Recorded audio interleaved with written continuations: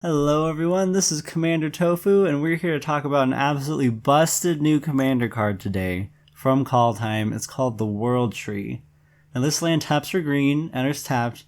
If you have 6 or more lands, your lands can tap for any color, and if you pay 2 of every color and you sacrifice it, you can play as many gods as you want from your deck for free.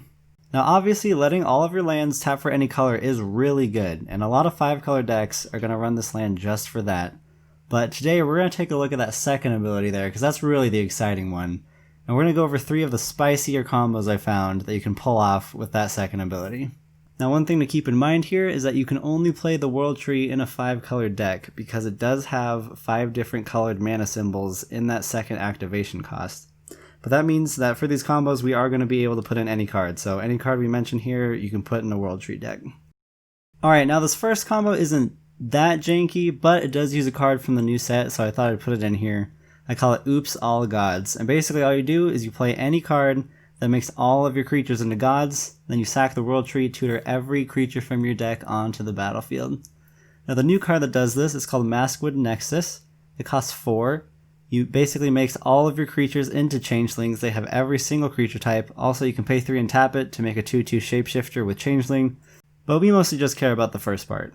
There are 2 other cards that also do this. The first one is Arcane Adaptation. This one doesn't make them changelings, you have to name a creature type, so you specifically have to name gods. And the second card is Conspiracy. It's a 5-mana black card that pretty much just does the same thing. Alrighty, but that first combo wasn't quite janky enough. Let's try to find a slightly jankier one for the second one. This next combo I like to call Sorry Typo, because you get to change a word on a card, which is not something you get to do very often. To pull this one off, you need to play one of my new favorite pet cards, Artificial Evolution. For just 1 blue, you can change the text of target spell or permanent by replacing all instances of one creature type with another. So if you're playing any 5-color tribal deck, like let's say you're playing 5-color Devoid Eldrazi for some reason, because you're that guy, then you can play Artificial Evolution and change the word God on the World Tree to say Eldrazi. So now it tutors out all of your Eldrazi from your deck and lets you play them for free. Now you only get to name 1 creature type with Artificial Evolution, so you do kind of have to be playing a 5-color tribal deck for this version of the combo to really go off.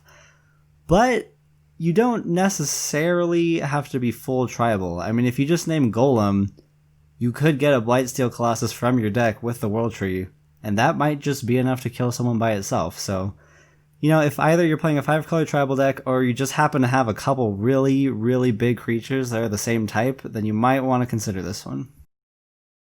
Alright, for this last combo we went pretty janky. I think you guys are going to like it. I call it the Triple Stack. In order to make this one work, you are going to have to run 4 actual gods in your deck, but 3 of them are going to be changelings. You got Changeling Titan, Changeling Berserker, and Changeling Hero. Now the important thing about each of these is that 1, they're a god, and 2, they all have Champion a Creature. And basically Champion a Creature means when the creature enters the battlefield, you have to exile another creature until the creature leaves the battlefield, and then you bring back the thing you exiled. Now this ability isn't super useful unless you get all 3 of these creatures at the same time, in which case you can make them champion each other in a circle and just kinda go forever.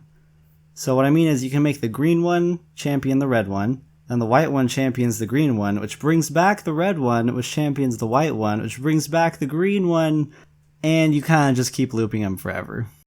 Now this looping doesn't actually do anything by itself, so we do need to include 1 other god card that the World Tree can fetch out that'll actually help us win. Now the first one, you guys were probably already thinking of it, is Perforos, God of the Forge. He deals 2 damage to each opponent whenever you have a creature enter the battlefield. So while you're looping your 3 other changelings, you're just going to ping everyone down and win the game.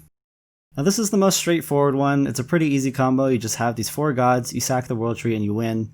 But if you don't want to run Perforos, there is actually 1 other god I found that can make you win the game off of this, and I actually like it a little better because I feel like it's a little more janky. So the other god you can use to pull this off is Phoenix, God of Deception, because he gives all of your creatures the ability to tap to mill target player equal to this creature's toughness. Now this one's a little bit more confusing, but if you'll remember, the red changeling actually has haste.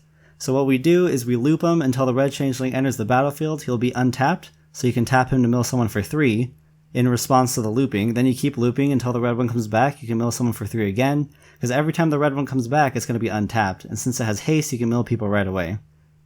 Now personally, I don't know if you really want to be running Phoenix God of Deception in your deck just for this one combo, but if you're playing 5 color mill for some reason, then you can put this in your deck and maybe you'll win off of it. Alright guys, that's it for this one. The World Tree is obviously going to be a pretty big commander stable from this point out, just because it lets all of your lands tap for any color. But if you want to try and win the game with it, and you don't want to fill your deck with 30 random gods to do it, then here are some ways that you can maybe pull it off. Thanks for watching. Subscribe if you want to see the next one. Our next video is going to be a detailed description of how to win the game on the first turn with one of the new Kaldheim commanders. So if that sounds interesting to you, then make sure you check it out.